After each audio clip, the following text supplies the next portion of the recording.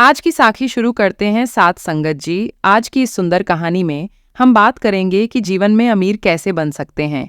इस छोटी सी भिखारी की कहानी में आपको पता चलेगा कि जीवन में अमीर कैसे बना जा सकता है, कैसे अपने जीवन में आगे बढ़ा जा सकता है और कैसे वाहेगुरु हमें इसमें आगे बढ़ने में मदद करते हैं।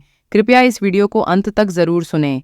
अगर आप अपने जीवन में कुछ करना चाहते हैं तो अब देर न करते हुए कहानी शुरू करते हैं। साथ संगत जी, प्राचीन समय की बात है। उदयपुर नाम का एक राज्य था जहां एक राजा राज करता था जिसका नाम बलवंत सिंह था। बलवंत सिंह बहुत ही दयालु और परोपकारी राजा था। वो रोज हर सुबह अपने हाथों से भिखारियों को दान दिया करता था। दो भिखारी जिनका नाम रामू और श्यामू था, हर रोज राजा के दरवाजे पर भीख लेने के लिए आया करते थे। उन दोनों के रोज आने के कारण राजा बलवंत सिंह अब उनका नाम भी जानने लगा था। रामू वो रहा था, जबकि श्यामू अभी नौजवान था। एक दिन बलवंत सिंह की बेटी का जन्मदिन था। उसने भिखारियों से कहा, आज मैं बहुत खुश हूँ, इसलिए आज तुम लोगों को हर रोज से ज्यादा दान मिलेगा। रामू ने राजा की बात सुनकर कहा, राजन, राजकुमारी की उम्र लंबी हो, परमात्मा उसको हमेशा खुश रखें। श्यामू ने भी रामू की बात सुनकर कहा, महाराज, हम भी भगवान के आगे राजकुमारी की लंबी उम्र और अच्छे स्वास्थ्य की प्रार्थना करेंगे। उसके बाद राजा बलवंत सिंह सभी भिखारियों को दान बांटने लगे। रामू ने दान लेने के बाद राजा का धन्यवाद किया। आसमान की तरफ हाथ उठाकर कहा, भगवान, तुम ही सबसे बड़े दाता हो। रामू ने जब यह बात कही तो राजा बलवंत सिंह को गुस्सा आ गया। उसने रामू से कहा, रामू, तुम बहुत समय से मेरे दरवाजे पर दान लेने के लिए आ रहे हो, लेकिन तुम हर बार भीख लेने के बाद भगवान का शुक्रिया अदा करते हो। अगर मैं दान देना बंद कर दूं तो क्या तुम्हारा भगवान तुम्हारा पेट भरेगा? रामू ने राजा की बात सुनकर हाथ जोड़कर आसमान की तरफ देखा और कहा, भगवान, तू ही सबसे बड़ा है। उधर श्यामू ने दान लेने के बाद राजा का धन्यवाद किया और चला गया। उन लोगों के जाने के बाद दिल्ली राजा बहुत देर तक ये सोचता रहा कि रामू को कैसे नीचा दिखाए जाए ताकि वो भगवान को धन्यवाद देने की जगह मुझे धन्यवाद करें। अगले दिन फिर रामू और श्यामू पहले की तरह राजा के पास दान लेने के लिए जाते हैं। राजा उनको उनके हिस्से का दान देते हैं। रामू दान लेने के बाद फिर आसमान की तरफ हाथ उठाकर कहता है, तुम्हारी इस दया के लिए तुम्हारा बहुत बहुत धन्यवाद भगवान। उधर श्यामू दान लेने के बाद राजा को धन्यवाद बोलता है। राजा ने रामू को रोकने के लिए कहा और श्यामू को कहा, श्यामू, तुम रोज वाले रास्ते से मत जाना। जिस रास्ते से मेरी सवारी जाती है तुम उसी रास्ते से वापस जाना। राजा ने उसको ऐसा इसलिए कहा यूं कि राजा ने उस रास्ते में एक बहुत बड़े बर्तन में चांदी के सिक्के रखे हुए थे। राजा ने श्यामू से कहा, श्यामू, मैं थोड़ी देर रामू के साथ बात करना चाहता हूँ, इसलिए तुम अभी जा सकते हो, परंतु याद रहे तुम उसी रास्ते से जाना जहाँ से मैंने तुम्हें जाने के लिए कहा है। श्यामू राजा की बात मानकर उस रास्ते पर चल पड़ा।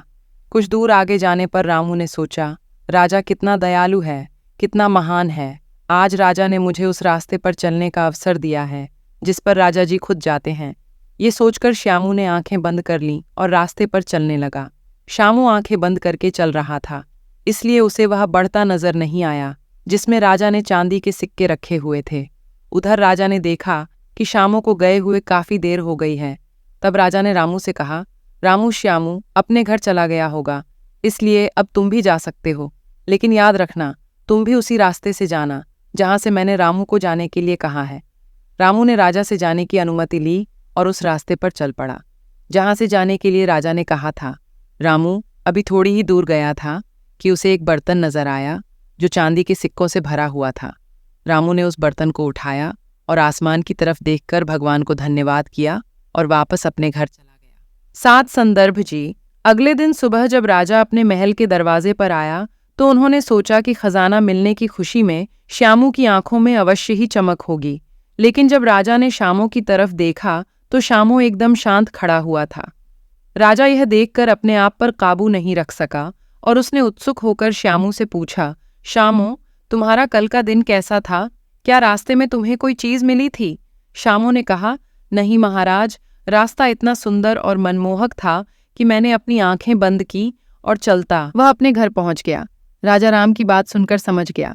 अब राजा ने रामू की तरफ देखा और पूछा, तुम अपना अनुभव बताओ, तुम्हारा कल का दिन कैसा था? रामू ने कहा, राजन, मेरे लिए कल का दिन बहुत अच्छा था। मुझे रास्ते में भगवान की कृपा से चांदी के सिक्कों से भरा हुआ एक बटन मिला था। भगवान बहुत दयालु है, भगवान बहुत महान है। राजा को रामू की यह बात पसंद नहीं आई।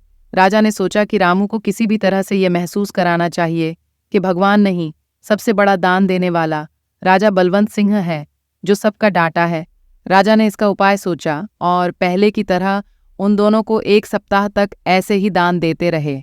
जब 8वां दिन आया तो राजा ने दान में पैसे देने की जगह श्यामू को एक सीताफल दिया और कहा, श्यामू, आज मैं तुम्हें दान में पैसे की जगह ये सीताफल दे रहा हूँ। श्यामू दान में सीताफल को देखकर बिल्कुल भी खुश नहीं हुआ, लेकिन राजा नारा आज ना हो जाए, इसलिए उसने चुपचाप सीताफल ले लिया और राजा को धन्यवाद देकर घर की तरफ चल पड़ा। उसके बाद राजा ने रोज की तरह रामू को दान में पैसे दिए। रामू ने राजा के हाथ से दान लेकर आसमान की तरफ देखा और कहा, भगवान तुम बड़े दयालु, वो पूरे संसार को पालते हो। उधर श्यामू सीताफल लेकर घर की तरफ जा रहा था। रास्ते में उसने सोचा, इतने बड़े सीताफल का मैं क्या करूंगा, इसलिए श्यामू ने सीताफल ले जाकर बाजार में एक सब्जी वाले को बेच दिया और उसके बाद अपने घर चला गया। उधर रामू राजा से दान लेने के बाद घर वापस जा रहा था तो उसको ध्यान आया कि घर में आज बनाने के लिए कोई सब्जी नहीं है। ये सोचकर रामू सब्जी लेने के लिए बाजार की तरफ चल दिया। रामू ने सब्जी वाले की दुकान पर जाकर एक सीताफल खरीद लिया और उस सीताफल को लेकर घर चला गया। घर ले जाकर रामू ने सब्जी बनाने के लिए सीताफल को काटा तो उसके अंदर से ढेर सारे सोने के सिक्के मिले। असल में ये वही सीताफल था जो श्यामू सब्जी वाले को बेचकर गया था। रामू सोने के सिक्के देखकर बहुत खुश हुआ और आंखें बंद करके उसने परमात्मा का धन्यवाद किया। जब अगला दिन हुआ तो राजा ने दान लेने वाली पंक्ति में देखा तो रामू के अलावा बाकी सभी भिखारी आए हुए थे। राजा ने श्यामू को वहां देखा तो उसे बहुत आश्चर्य हुआ। राजा ने श्यामू को अपने पास बुलाया और पूछा, आज रामू नहीं आया, वो कहाँ है? श्याम ने कहा, राजन, जैसे हर बार रामू कहता था कि भगवान ही सबको देने वाला है, भगवान ही सभी का पेट भरता है। वह यहाँ से जाने के बाद रास्ते में बाजार से एक सीताफल लेकर आया। जब उसने सीताफल को काटा तो उसे उसके अंदर से बहुत सारे सोने के सिक्के मिले, जिससे उसकी गरीबी दूर हो गई और अब वो एक अमीर आदमी बन गया है। भगवान की कृपा से राहा शर्म की बात सुनकर चकित हो गया। उसके बाद राजा ने श्यामू को दान दिया। श्यामू उसको लेकर अपने घर चला गया।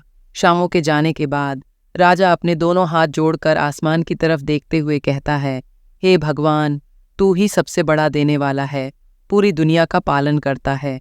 हम तो मात्र तुच्छ प्राणी हैं, हम तो सिर्फ लेने वाले तक पहुंचाने का सिर्फ एक जरिया है, असली डाटा सिर्फ और सिर्फ दूर है। भगवान राजा बलवंत सिंह अब सब समझ गया था। सात संदर्भ जी, इस सुंदर कहानी से हमें यह सीख मिलती है कि अगर हम उस परमात्मा के ऊपर विश्वास करते हैं और जो कुछ भी उसने हमको दिया है उसके लिए उसका शुक्राना करते हैं तो वह हमें देने में कभी भी पीछे नहीं हटेगा। इसलिए हमें हमेशा परमात्मा का शुक्रगुजार होना चाहिए और उसकी रज़ा में रहना चाहिए। अगर ऐसा करेंगे तो यकीन मानिए हम एक दिन सिर्फ अमीर ही नहीं बल्कि राजा बन जाएंगे। सात संगत जी, इस दुनिया में असली राजा वही होता है जिसके पास सुख, शांति और सहज होता है। और अगर यही तीनों चीज़ हमारे पास आ गई तो दुनिया की कोई भी चीज़ हमारे लिए महत्व नहीं रखेगी। सात संजय जी, अगर आपको ये कहानी अच्छी लगी हो तो कृपया लाइक, कमेंट और शेयर ज़रूर करें। आपके प्यार